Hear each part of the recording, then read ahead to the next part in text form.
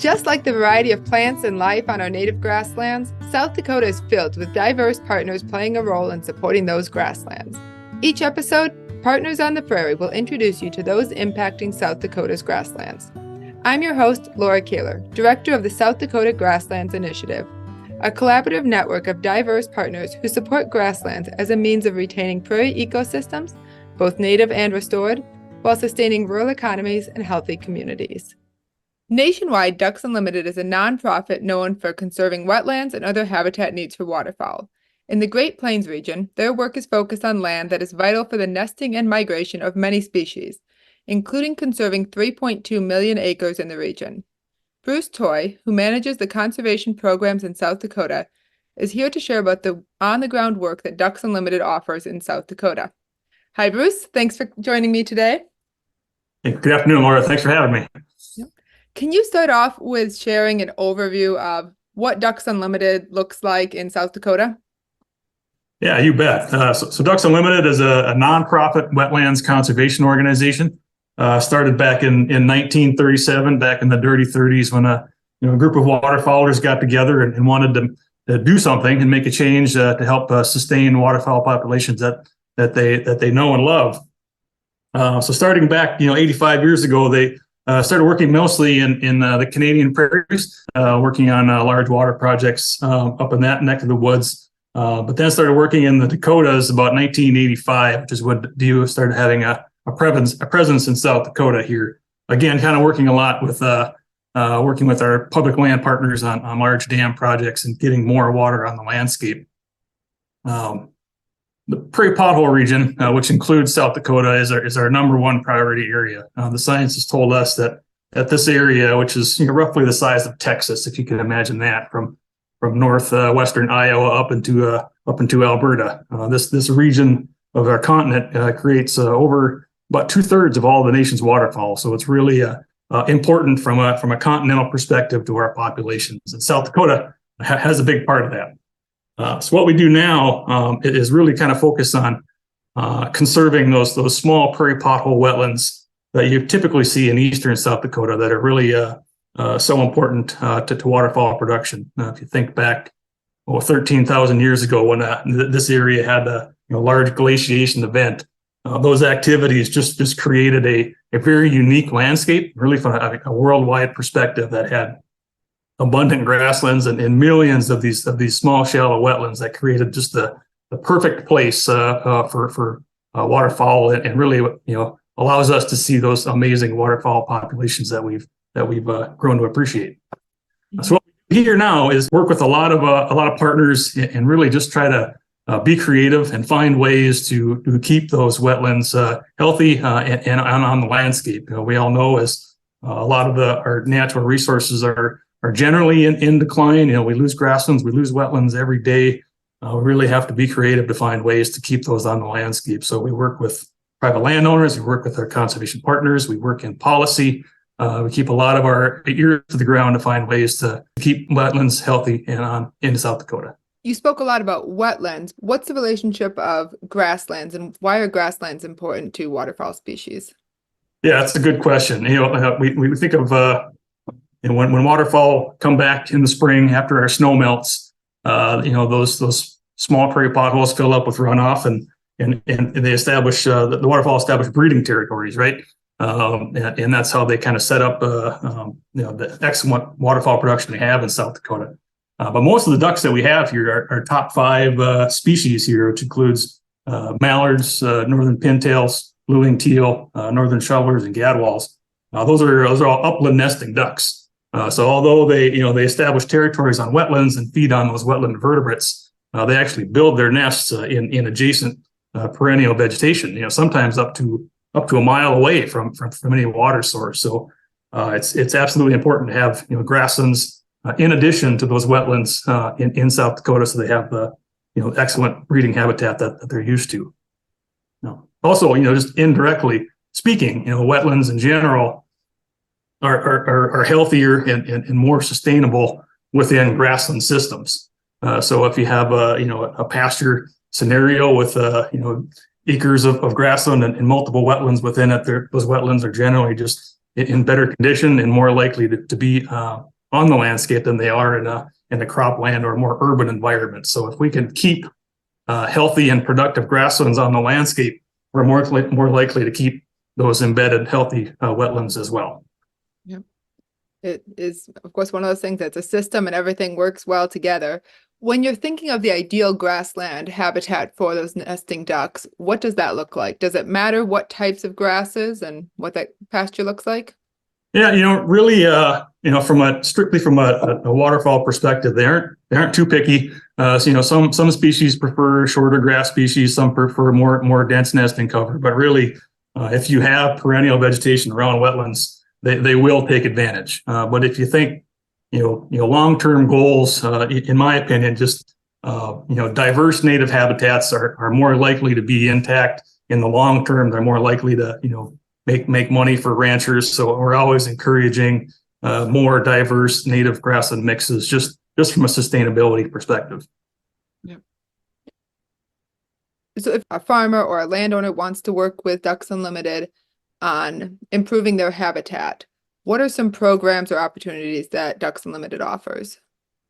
Yes, we have a great team in South Dakota. We have 3 biologists and 2 agronomists, beside myself, that are available to meet with farmers, ranchers, and landowners and provide any kind of technical assistance. We get a lot of questions about, well, I just want to improve my habitat, or I want to have more, make better wetlands. We can for sure provide guidance for those programs, but we also offer a variety of financial assistance programs to help encourage conservation practices and soil health practices. A lot of those focus on rotational grazing, so providing assistance for things like cross fence and water development to help implement rotational grazing systems. Again, if we have more productive and diverse grazing systems on our grasslands, really, I just think they're more likely to be sustained on the landscape than an unprofitable system. So it's in our best interest to help those ranchers that want to improve their profitability from that perspective. Also have systems for things like grass plantings and wetland restorations and implementing soil health practices on cropland as well, including cover crop use and diverse cropping rotations and those sorts of things. Is there a certain geographic location or landscape type that Ducks Unlimited tends to partner with landowners for? Yeah, I mentioned before the prairie pothole landscape, which is pretty much the east half of South Dakota. That's we have an obligation with our fundraising and volunteers to really prioritize where we spend our dollars, and we know that we get, from a waterfowl perspective, the best bang for our buck in that prairie pothole region. So we're always looking for projects that are going to benefit wetland conservation, and most of East River, South Dakota will do that. We do work occasionally in West River, South Dakota as well, but the bulk of what we do is the eastern half of the state. If a landowner wants to get involved with your programs, what are some things that they should take into consideration?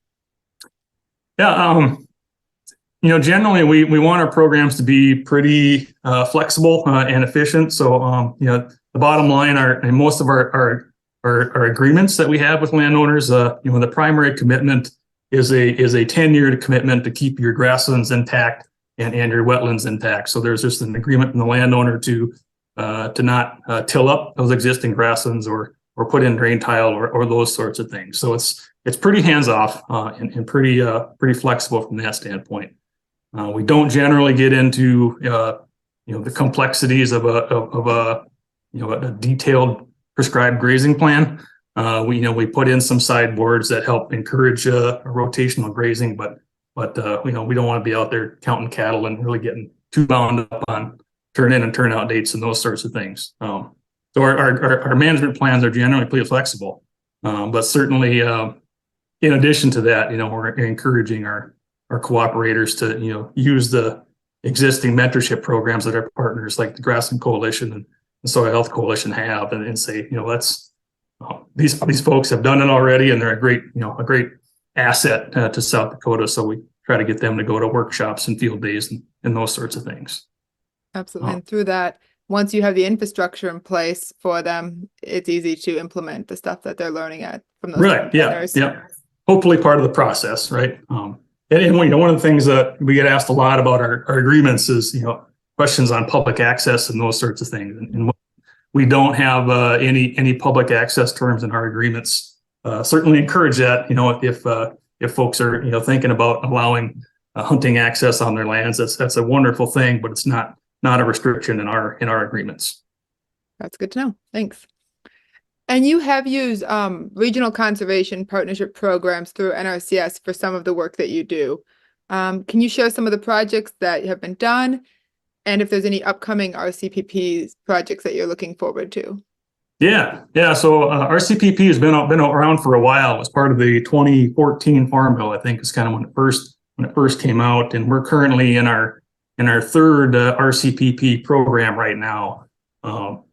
Most of those so far have really just kind of focused on the practices that I talked about earlier, and finding cost share programs for things like cover crops and crop rotation and livestock grazing, and for seeding perennial species back into marginal cropland acres too, and finding ways to just incentivize turning those marginal cropland acres back into grass, and maybe incorporating that into a rotational grazing system.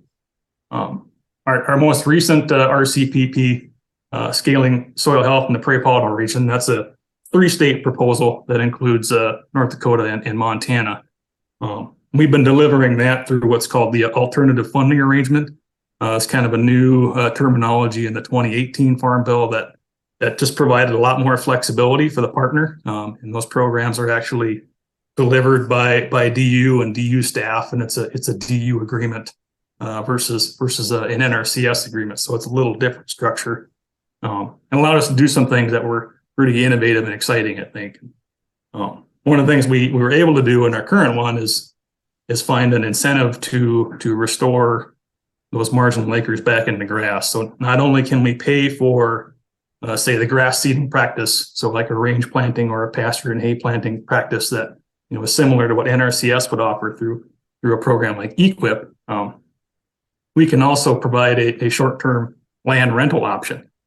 So you're recognizing that these native prairie mixes that you plant can take 2 to 3 years at least, just from a development standpoint before the producer can hay or graze those acres. So really, if it's a significant acreage, the producer is looking at a significant loss in income. It's really a major disincentive to not restore a lot of grass. But what we found is some folks like this option. It's based on the county average CRP rental rate. So if a producer in 2023 seeds some acres, that for that year we'll pay them an annual rental payment, and then next year an annual rental payment, and then the year 4 they can just roll that right into a grazing system or their hay system or whatnot. It's kind of more like a short-term CRP contract, but incentivizing a working land system. And the goal there is that they're longer than a 10 or 15 year period of grass. So that's a great thought too. With our agreements, there's just a 10-year commitment to keep it in grass. So we make sure that there's some retention of those grassland acres as well. So with that, finding that was really successful. This past summer, we applied for another RCPP with a lot of our partners in South Dakota, and we're successful here. Just in November, they announced an award for a $25 million grant, or not a grant, but an award for Ducks Unlimited and our partners to really lean heavy into that grass establishment option. So I'm pretty excited about that. Our partners will be NRCS, U.S. Fish and Wildlife Service, South Dakota Game Fish and Parks, Soil Health Coalition, Grassland Coalition, and Audubon Great Plains. Really, all of us will be able to provide some of the practices that are out. Be a really unique opportunity, I think, to restore grass. Our goal is to restore 25,000 acres back to grass over a 5-year period, which is pretty ambitious, but I think we can get it done. Do you have some landowners in mind already, or on a wait list? Not quite on a wait list yet, but what we found is that people are certainly they're interested in that model. think once we get the word out, there'll be people knocking on doors to help move this. And like I said, it's brand new. We still have our agreements to develop with the NRCS, but I'm hopeful that by late summer 2024, we'll have this program up and running. Mm-hmm. So for that program and other pieces, what can the partners be doing to point people in your direction or support your other work? Yeah, so I pride myself in how DU works with partners in South Dakota. It's really, but much of our success has been because of the partnerships that we've had with our agencies and conservation partners and landowners too. So really, it really helps what we want to do and helps with our goals in South Dakota. As RCPP comes together, anyone can reach out to Ducks Unlimited or any of those partners on the list and inquire about getting into the program there. Otherwise, you can sure.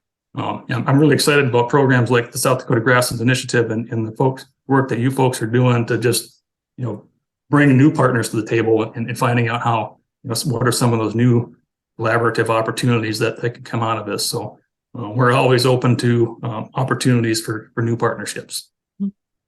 And you said you're one member of the team for Ducks Unlimited in South Dakota. Where are the biologists and the others that you work with located around the state? Yeah, we've got Randy Meidinger is up in McPherson County, the north central part of the state. Cassie Oxt is out in Pierre, South Dakota. Matt Hubers is over in the Webster area. Brian Chatham is over in Brookings. And Kenna Hammonds is in Sioux Falls. So we're just kind of spread out across the state. We all just work remotely and are generally available to come out to farms and ranches and meet with landowners as needed. So if they're looking to get in touch with their local biologist or you, where can they find contact information? Yeah, if you just Google, South Dakota Ducks Unlimited Conservation, you can find a page on there. It'll have all of our contact information on there, or anyone can always email me. It's just btoay@ducks.org, and I'll certainly help you get pointed in the right direction. Any other thoughts that you have to share about the work that Ducks Unlimited is doing in South Dakota that partners should be at least aware about? Yeah, just as a nonprofit, we have to raise money to spend money. So we have a really active volunteer community in South Dakota as well.